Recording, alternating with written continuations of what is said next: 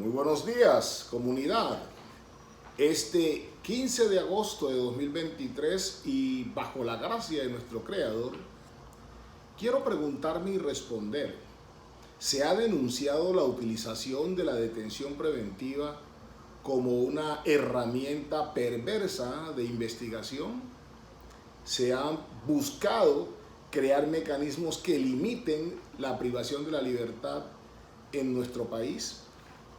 Y ese interrogante lo planteo por situaciones que hemos observado cotidianamente al interior de los estrados judiciales, fundamentalmente en el actuar de algunos fiscales. Fiscales que pareciera no han entendido la dimensión de la reforma que vino a la Ley 906 de 2004 a través de la Ley 1760 del año 2015 y la 1786 del año 2016. Recuerdo y comparto con la comunidad la exposición de motivos que se dirigiera el 28 de octubre del año 2014 por los entonces ministros de Justicia Yesid Reyes Alvarado y fiscal general Eduardo Montealegre Linet, exposición de motivos frente a las que luego fueron las leyes que acabo de mencionar. Dijeron esos respetados doctrinantes: lo anteriormente expuesto es tan solo una muestra representativa de la accidentada política criminal, fragmentada y coyuntural que en los últimos años se ha concretado en medidas que suelen atentar contra el derecho a la libertad. El Estado social de derecho debe erigirse sobre los valores tradicionales de la libertad, la igualdad y la seguridad, pero su propósito principal es procurar las condiciones materiales generales para lograr su efectividad y la adecuada integración social. El propósito del Estado social de derecho no prioriza, por tanto, la persecución penal. Y dentro de esta, menos ha de priorizar la excesiva carga de privación preventiva de la libertad contra los ciudadanos que deben soportar una investigación penal.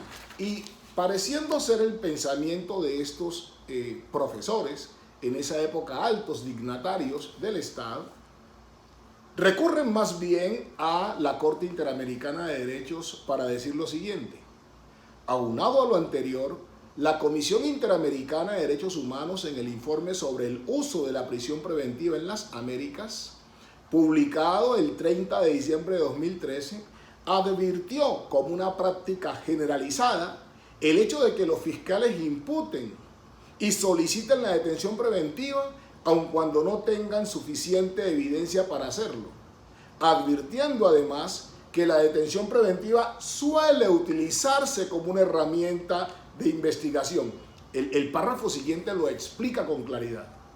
Según la comisión, en Colombia la detención preventiva también es utilizada para forzar a los procesados a que colaboren aceptando cargos o aportando pruebas en contra de otros sospechosos, razón por la cual los fiscales imputan y solicitan la detención preventiva aun cuando no tengan suficiente evidencia. Esto lo están tomando de lo dicho por la Corte Interamericana y dicen ellos. En otras palabras, se dijo que en nuestro país se está utilizando la detención preventiva como una herramienta de investigación en un contexto en el que existen importantes presiones sociales, mediáticas e incluso provenientes de las propias autoridades públicas en torno a la efectividad de la represión penal frente a la delincuencia. Y hago esta última cita. En ese mismo informe, la comisión hizo referencia a otros factores que inciden en el uso indiscriminado de la detención preventiva: las políticas criminales, que con distinta denominación y mecanismos plantea la flexibilización y mayor uso de la privación de la libertad como vía de solución al fenómeno de la delincuencia. Y estas citas y estas protestas tenían como propósito explicarnos por qué se traían mayores garantías a la Ley 906 en favor de las personas que iban a ser objeto de investigación. Estas citas son las que llevan a la modificación del artículo 307, creándole un parágrafo primero para fijarle plazo razonable a la detención preventiva y en principio fijándola en un año. Esta ley estas leyes, la 1760 del año 2015, la 1786 del año 2016, son las que crean el parágrafo segundo del artículo 307. Ese que nos dice que las medidas de aseguramiento privativas de la libertad solo podrán imponerse cuando quien las solicite pruebe ante el juez de control de garantías que las no privativas de la libertad resultan insuficientes para garantizar el cumplimiento de los fines de la medida de aseguramiento, postura que recientemente le conocimos a un juez de la República.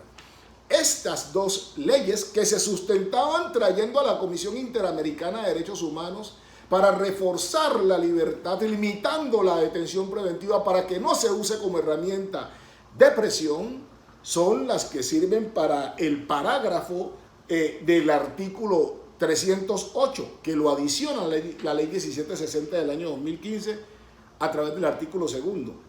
La calificación jurídica provisional contra el procesado, o sea, la denominación que le demos a la conducta, la adecuación que hagamos de la conducta en el Código Penal, no será en sí misma determinante para inferir el riesgo de obstrucción de la justicia, el peligro para la seguridad de la sociedad o de la víctima y la probabilidad de que el imputado no comparezca al proceso o que no cumplirá la sentencia.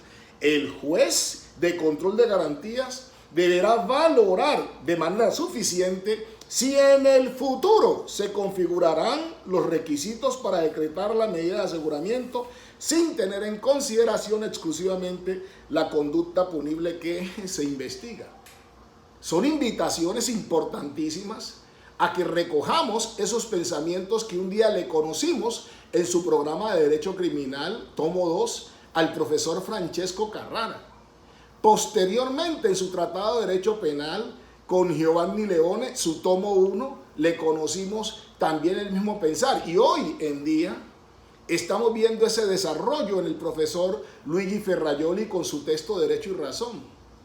La detención preventiva, la privación de la libertad no puede usarse como herramienta de presión para que las personas ya sometidas terminen a veces señalando hasta conductas de las que no tienen conocimiento a personas que no tienen ningún tipo de participación.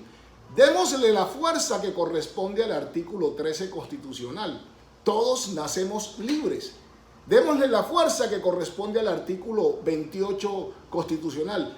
Toda persona es libre y fortalezcamos el artículo 295, el de la afirmación de la libertad.